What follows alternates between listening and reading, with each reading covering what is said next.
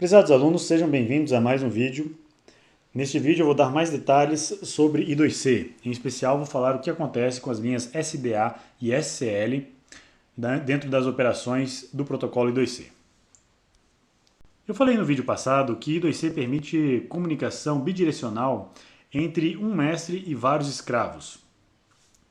Isso acontece graças a uma conexão em dreno aberto dos fios SDA e SCL. Então, o MSP430 pode tanto escrever no escravo 1 quanto ler do escravo 1. Ele pode fazer a mesma coisa no escravo 2 e ler os valores do escravo 2. E também com o escravo 3. Então isso é um recurso muito bacana. E vamos ver então como é que ele funciona. De maneira intuitiva, a gente tende a pensar num fio bidirecional como um pino que tem um buffer de entrada e um buffer de saída.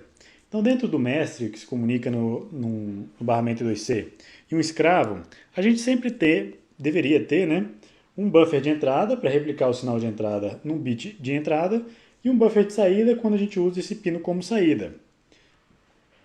Da mesma forma, no escravo eu tenho um buffer de saída e um buffer de entrada. Agora, o que acontece se os dois dispositivos tentarem escrever simultaneamente na linha? Se, por exemplo, a saída aqui tenta escrever 1 e essa saída do escravo tenta escrever 0.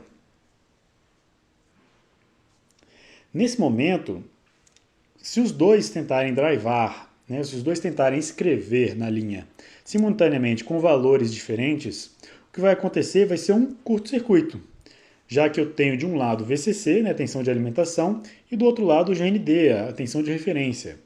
Então essa conexão vai provocar uma corrente fortíssima desse dispositivo a esse. A gente quer evitar essa condição. Então temos algumas opções de evitar essa condição. A princípio, para escrever na linha SDA, a gente pode escrever os valores 0 e 1. Uma das formas de evitar esse curto-circuito é falar para todos os participantes da linha, todos os dispositivos que compartilham essa linha, falar assim, vamos fazer o seguinte, vamos só escrever um valor de dado. Ninguém vai escrever 1. Ninguém escreve 1, todo mundo escreve 0. E como é que a gente faz então para transmitir 1? Bom, quando a gente quer transmitir 1, a gente deixa a linha flutuando e coloca um resistor de pull-up.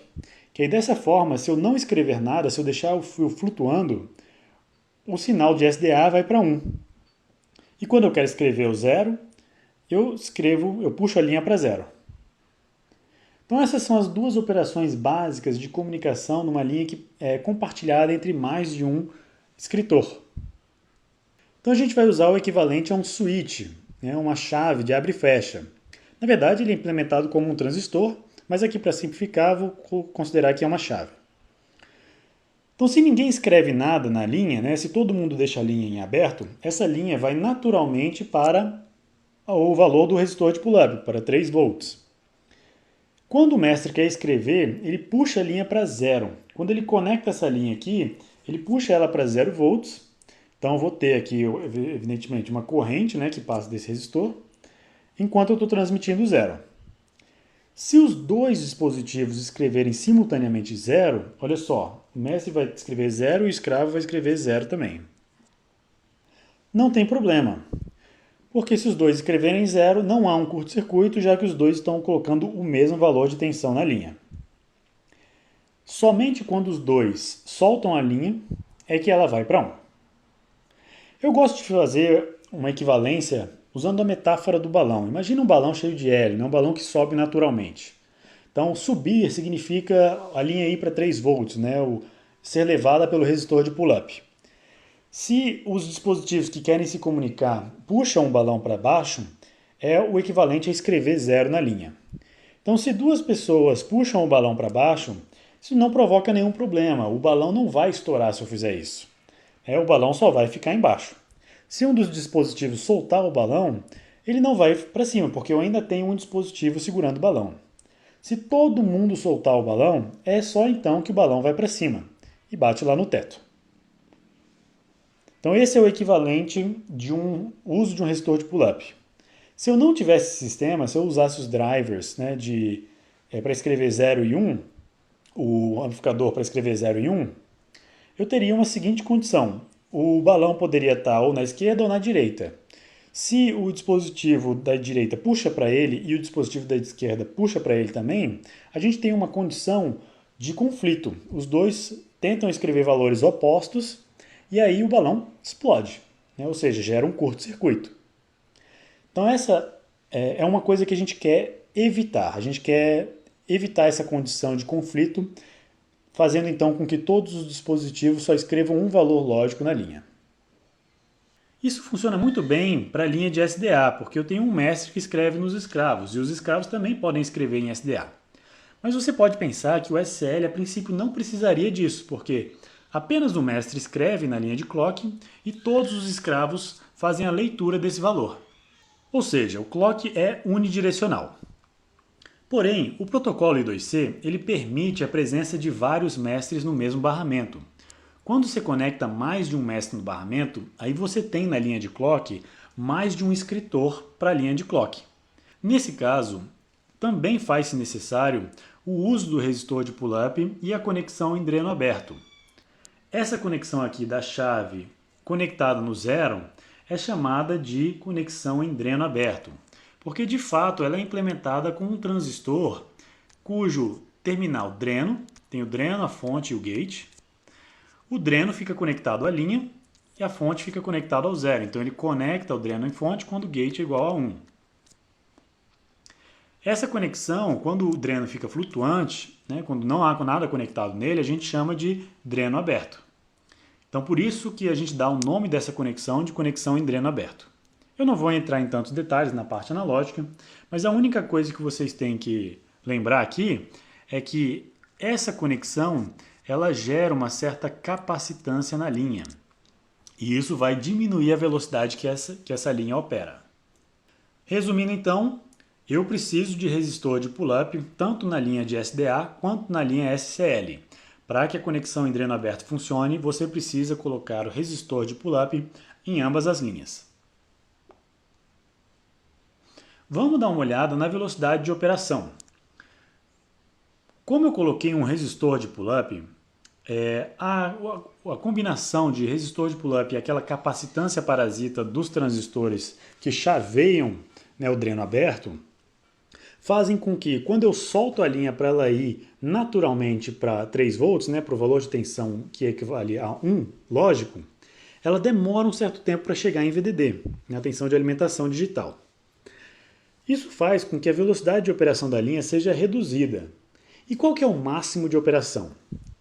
Bom, se eu olhar a taxa de carregamento de um capacitor, ela é sempre dada por uma tensão em função do tempo, que vai tentar chegar em VDD.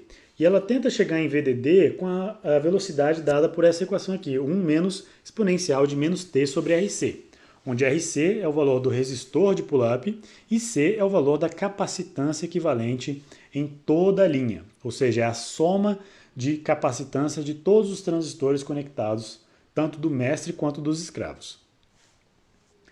Então vamos supor o seguinte, vamos supor que eu aumente a velocidade de operação. A taxa de carregamento ela continua a mesma, só que eu tenho menos tempo para ficar num lógico. Se eu aumento ainda mais a velocidade, o valor de tensão ele começa a ser cortado, ele não chega no máximo. E a máxima velocidade que eu consigo operar é aquela que eu ainda consigo detectar o nível 1 lógico. Vamos aqui considerar que esse ΔV tem que ser pelo menos maior do que 50% da alimentação, do VDD ou VCC, né? São sinônimos. Então eu vou ter um clock que vai passar um período ativo e um período desligado. Para calcular a frequência desse clock, eu preciso determinar o valor desse tempo, T1, que aí a gente vai determinar o período e com o período eu determino a frequência máxima.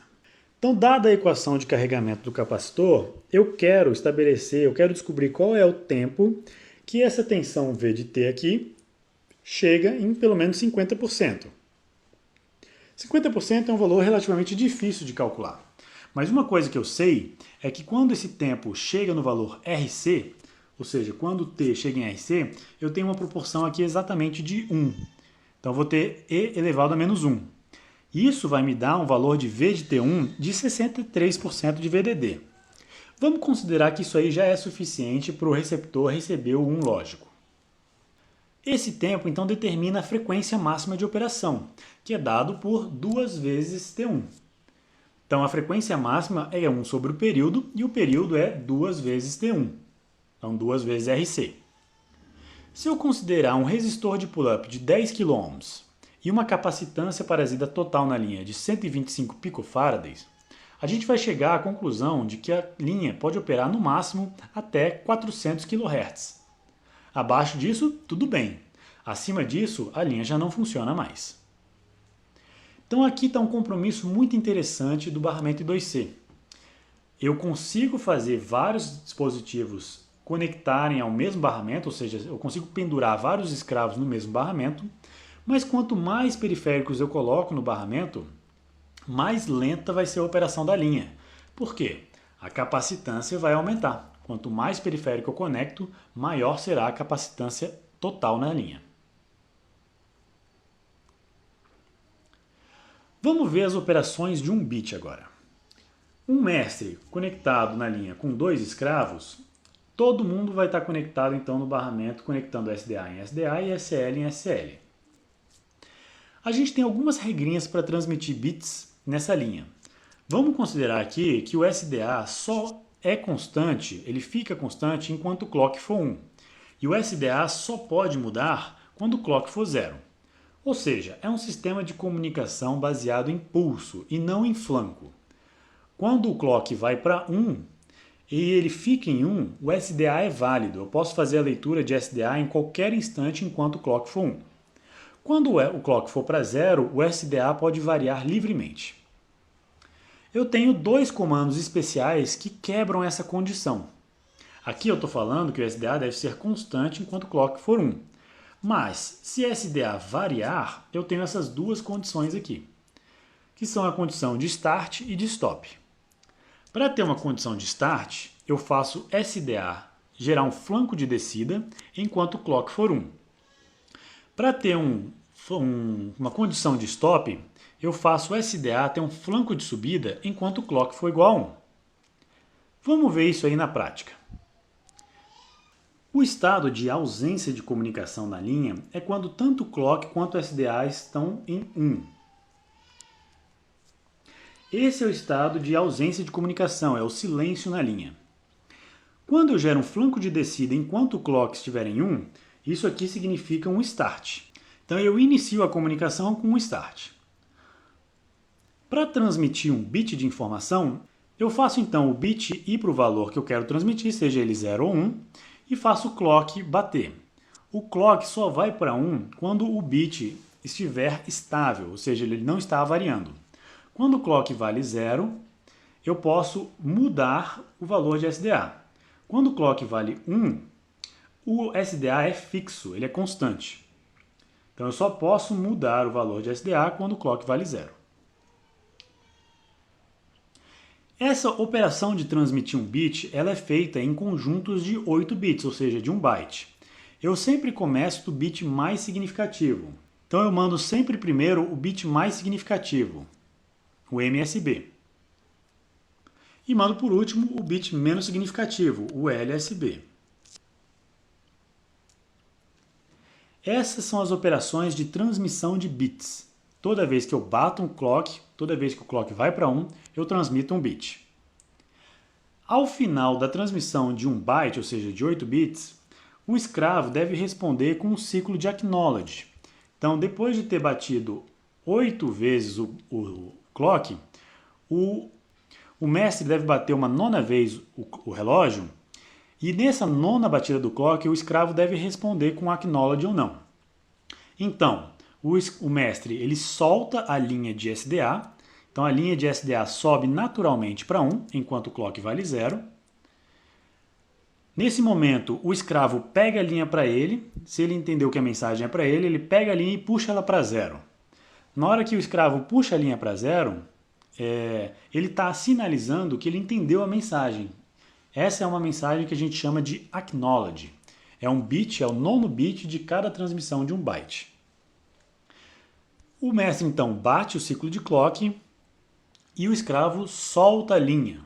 Depois do clock, o escravo solta a linha. Quando ele solta a linha, então o mestre pega a linha para ele e continua a comunicação. Ele pode continuar mandando mais bytes ou ele pode mandar um ciclo de stop. Ele manda o stop mantendo a linha de clock em 1 e fazendo o SDA ir para 1. Né? Ele faz o SDA ter um flanco de subida. Então as operações de um bit aqui, resumindo, são o start, o stop, a transmissão de um bit e o ciclo de acknowledge. Só que o escravo pode não responder. Se o escravo não responder, essa não resposta do escravo na nona batida de clock é interpretada como um não acknowledge, um NAC. E esse NAC tem diversos significados. Ele pode significar que o escravo não entendeu a mensagem, pode significar que o escravo não está presente na linha, não está conectado à linha, e também pode significar que o mestre quer comunicar ao escravo que ele já não quer mais receber informação. A gente vai ver isso aqui daqui a pouquinho. As operações de bytes permitem que o mestre transmita bytes com um significado especial. Então, uma comunicação completa, ela começa com um start, a gente já viu isso no vídeo anterior. Depois, eu mando um endereço de 7 bits. Depois, eu mando um bit que tem significado especial de read and write. Então, isso aqui forma um pacotinho de 8 bits, né? Um pacotinho de 1 byte.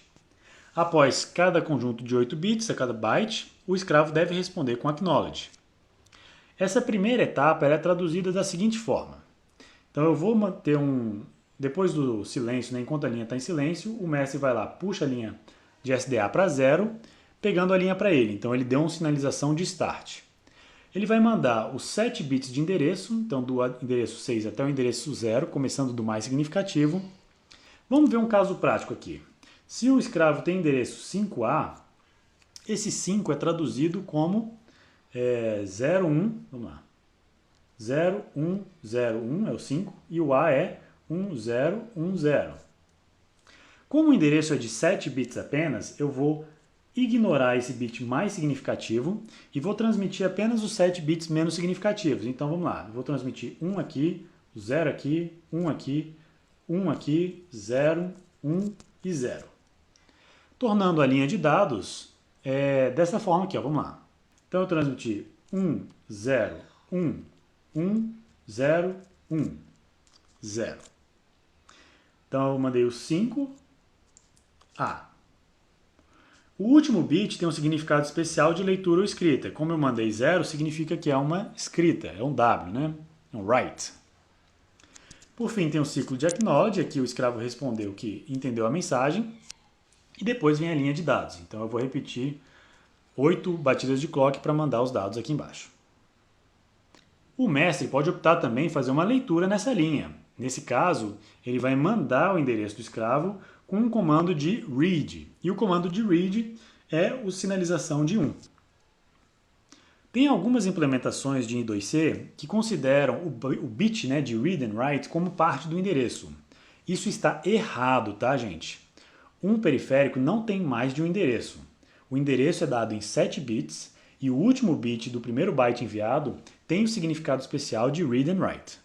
Quando o mestre, então, pede uma leitura, quem vai enviar os dados é o escravo. Então, o escravo responde com acknowledge e começa a transmitir os dados. Ele transmite os dados e, por fim, o ciclo de acknowledge aqui, quem responde é o mestre. Então, esse acknowledge aqui tem um significado especial que é o seguinte: o mestre está indicando para o escravo que ele quer receber mais dados, que o escravo pode continuar transmitindo. Se o mestre não quiser mais receber dados, ele vai enviar, ele não vai puxar a linha para 0, ele vai manter a linha em 1, que significa um NAC. E depois desse NAC, então, ele manda um stop para parar a comunicação. E é isso, gente. Espero que vocês tenham entendido os conceitos principais e as operações básicas da linha I2C. Nos vemos daqui a pouco na nossa aula síncrona. Até lá!